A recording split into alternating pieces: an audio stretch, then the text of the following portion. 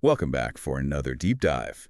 Today we're going to talk about something pretty interesting, TikTok and self-diagnosis, Mm-hmm. specifically for things like ADHD and autism. You sent over this article. It kind of flips the script on how we usually see this whole TikTok diagnosis thing. Instead of blaming TikTok, it's saying, like, maybe it's a symptom of a much bigger problem. Yeah, and what's really interesting is how it connects us to like a critique of capitalism Hmm. and how that impacts our access to things like healthcare. So, okay, let's break that down a little. The article talks about this paywall of diagnosis, Right. right? Like in a for-profit system. Getting a diagnosis is treated like this luxury good. It's expensive. It's hard to come by. I mean, does that resonate with you? Have you ever felt that way about trying to access healthcare? Oh, yeah, absolutely. I mean, just think about all the hoops you got to jump through to get basic care. Mm. You got insurance battles, you got long wait times, mountains of paperwork. And the article argues that these systems are actually designed to create the scarcity, which then drives up prices and keeps these essential services out of reach for so many people. It's like that example from the article, the one with the FBI agent. They needed an art history degree just to get their foot in the door, it just seems like. Even in fields where the degree isn't really relevant, having that expensive piece of paper is this huge barrier to entry. Yeah, and it shows how this scarcity thing goes way beyond healthcare, Hmm. education, housing, all these essential needs. They've been turned into commodities, basically. And the article argues that this is a feature, not a bug, of capitalism. So then how does TikTok fit into all of this? I mean, it's a social media platform. It's not a doctor's office. Right, and that's what makes it so interesting. The article is proposing that TikTok is actually a response to this lack of access to traditional systems. It's free, it's easy to get to, it gives you the sense of community, the shared experience, which can be really powerful, especially when you're feeling lost or alone. It's like finding a place where people just get it, right? Yeah. And, the algorithm is designed to show you stuff that lines up with your interests. So if you're looking for info about certain conditions, you're going to find this whole community of people who are talking about their experiences. Yeah, exactly. And that validation can be so important, especially if you're having trouble navigating those traditional healthcare barriers. It's like finding a support system that you might not have otherwise. I'll be honest, I actually tend to get my info more from written sources, which is funny because it's something the article's author mentions too, but I can definitely see how that would be too much for some people, especially depending on how they process information. Hmm. So TikTok being visual and audio, that might be way more accessible for some. Yeah, that's a great point. It makes us think about different ways of learning and taking in information and how those different methods might actually be more inclusive for some than those more traditional routes. Now, there's been a lot of pushback on this whole self-diagnosis thing on TikTok. People are worried about misinformation and the potential for harm. Does the article address that? It does, and it makes a pretty interesting point. It says that a lot of the criticism is actually coming from the people who benefit from keeping things the way they are, like pharmaceutical companies, tech giants, maybe even some people within the healthcare system. That makes you think about all those efforts in Congress, to regulate or even ban TikTok. Are they really trying to protect people, or is there something else going on? The article suggests that this could be a part of this bigger trend of trying to shut down alternative sources of information that challenge the powers that be. It's almost like there's this fear. If people start finding answers and support outside these traditional systems, then those systems lose control. And don't forget, control often means profit. The article really stresses that in a capitalist system. The goal is to create this dependence on those systems, and that includes healthcare. So it's like we're being told we need these systems, Yeah. these expensive gate-kept systems, even if they're not working for us. Exactly. And the article challenges us to think about what would happen if we started questioning that story. Okay, so if TikTok isn't the bad guy here, then what is it? Is it the solution? Is it a Band-Aid?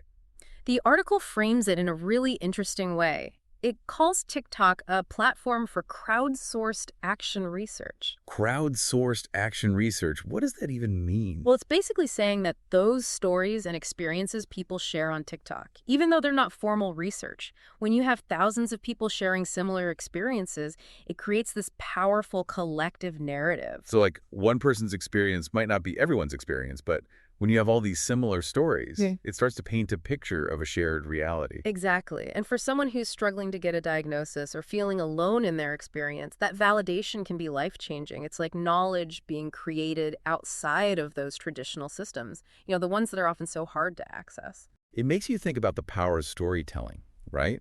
Like how sharing our experiences can create this sense of community and understanding, even if we don't have all the official answers. Yeah, it really does. It makes us rethink where we place value in Hmm. terms of knowledge and expertise and who we actually listen to. Man, this is already a lot to unpack. So what does the article say about reframing this conversation, this whole thing about TikTok and mental health? Well, the article is really saying we need to shift our focus, you know? Instead of asking, why TikTok?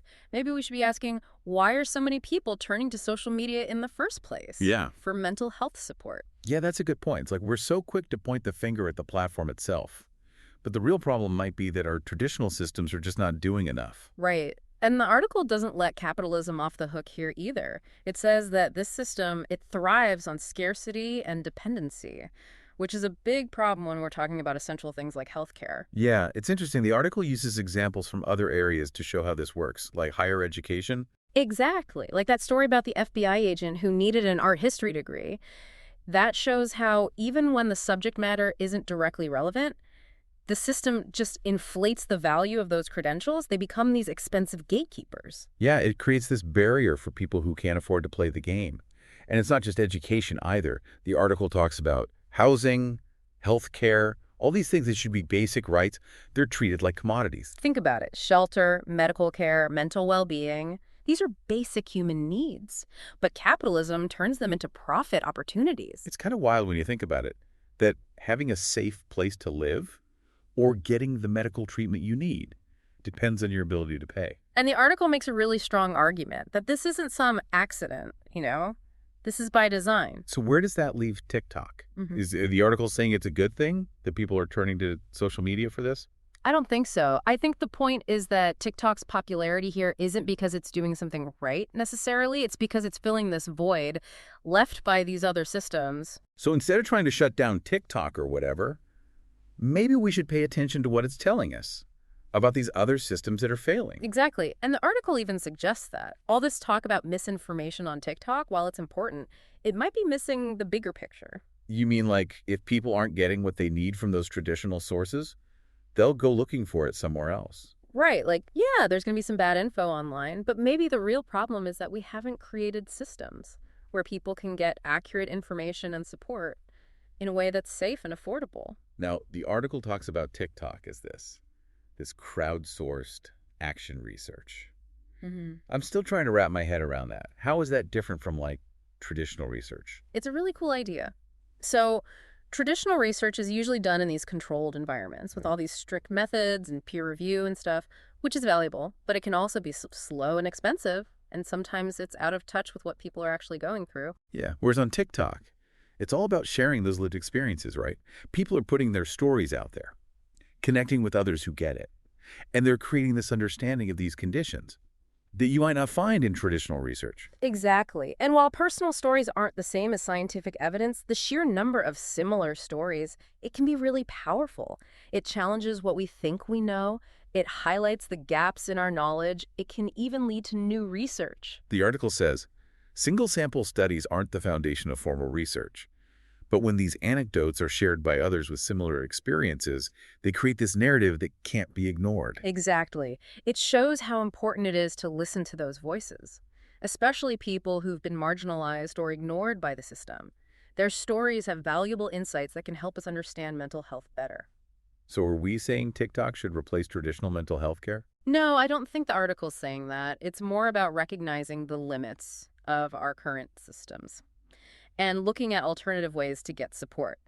TikTok can be good for information, for connecting with people, for feeling validated, but it shouldn't replace professional help when you need it.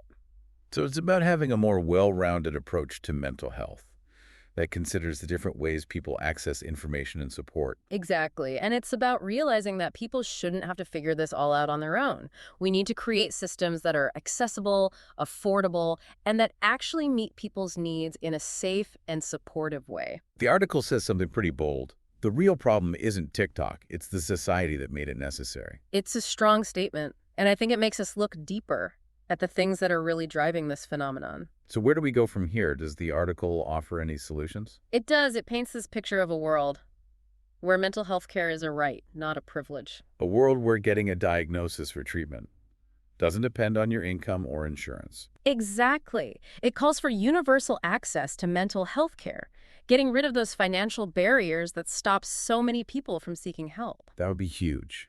No more copays, no more deductibles, no more crazy therapy fees. It would take a lot of investment in our healthcare system.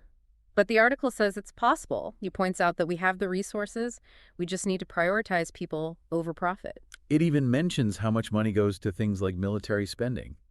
Like, we could easily fund universal health care and education if we just changed our priorities. It's a good reminder that these barriers are impossible to overcome. We can create a more just and equitable society. We just need to make it a priority. But universal health care is just one piece of the puzzle. What else does the article suggest? It talks about addressing the shortage of mental health professionals. That's a big problem in a lot of places. And making college more affordable, so more people can go into fields like mental health without drowning in debt. Right. We need to train and educate more people, but without making it so expensive that it drives up the cost of care for everyone. So it's about supporting both the providers and the people who need care. Exactly. And it's about challenging the stigma around mental health. We need to create a culture where getting help is seen as a good thing, not a bad thing, where people can talk about their mental health without feeling judged or shamed. It's about making those conversations normal and making it easier for people to reach out for help. Exactly. And the article also suggests exploring other ways to get support, like peer support groups and community initiatives. So it's not just about fixing the healthcare system. It's about changing our whole attitude towards mental health. Exactly. It's about creating a society that values mental well-being for everyone. That's a pretty big goal. Yeah. But the article seemed to think it's possible. It reminds us that we already have a lot of the tools we need. It's just about using them the right way. Platforms like TikTok, even with their flaws, show that people want change. They're looking for information, connection, support, even if it means going outside the traditional systems. It shows how resilient we are and how much we want to connect with each other and care for each other. And maybe that in itself is a powerful force for change. So what are your thoughts? What really stood out to you from all this? I think for me, that whole crowdsourced action research thing, it really made me think, like, we can get valuable insights from all kinds of places. And maybe we shouldn't be so quick to dismiss something just because it's not traditional research, you know? Yeah, it's like we've been told that knowledge only comes from these institutions or from people with fancy degrees, but everyone has something to teach us. And those real-life experiences, they can be so powerful. And it made me think about our own responsibility too, right? Mhm. Like, as people taking in information online, with all the algorithms and stuff, it's easy to get stuck in a bubble where Yeah. you only see things that confirm what you already believe. Oh, absolutely. We can't just sit back and absorb information passively, especially with something as complex as mental health. We got to be engaged, we got to question things, look for different perspectives, and really think critically about where that information is coming from. So for our listener, what are the main takeaways here from this deep dive into TikTok and mental health? Well, I think the big one is this is way more complicated than it seems on the surface. It's not just about saying TikTok is bad or that self-diagnosis is always dangerous. It's about understanding why TikTok has become so important for so many people. Yeah, it's about understanding that. Those traditional systems, the ones that control healthcare and information, they don't always have our best interests at heart. Yeah. And maybe there's a better way. The article wants us to imagine a world where mental health care is actually accessible and affordable, and where there's no stigma. A world where you don't have to go on social media to figure out what's going on, because your needs are being met elsewhere. That sounds pretty amazing. It does, right? And this deep dive, it's given us some ideas on how to get there. We need to have these conversations. We need to challenge the way things are. We need to fight for change and hold those systems accountable. And maybe TikTok can be part of that change too. You know, helping to elevate those voices that are often ignored, challenging the idea of who the experts are. Exactly. It's up to all of us to decide what kind of future we want. Thanks for joining us on this deep dive. It's been a really interesting conversation, and hopefully it's given you some new things to think about. But remember, this is just the start. Keep learning, keep asking questions, keep pushing for change, and keep fighting for a better world for everyone.